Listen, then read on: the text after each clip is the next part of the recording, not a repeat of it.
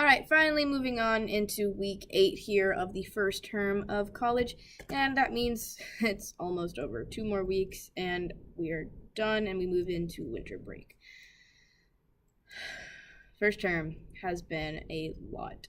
That means a lot for ethnic studies and history and the FIG, let alone everything else that I'm taking on top of the FIG. So let's see. We are talking about the connection between what the FIG has introduced to us with ethnic studies and our history course. So history is intro to early American history, and ethnic studies is just an intro to ethnic studies 101. And so far, they are related through the topic of slavery, colonization, racism, white supremacy, you name it, it kind of falls into that category.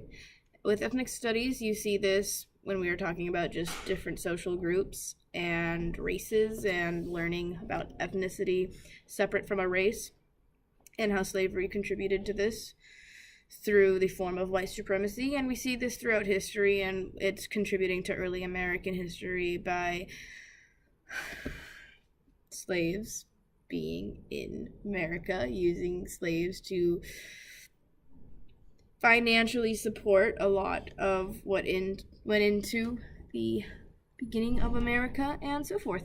Other than that, let's see. We talk about in our FIG group the connections rarely, but it's still really fun.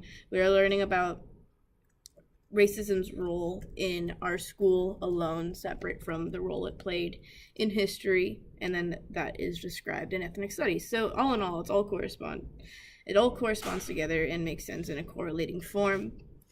It's just depressing, and it takes a lot.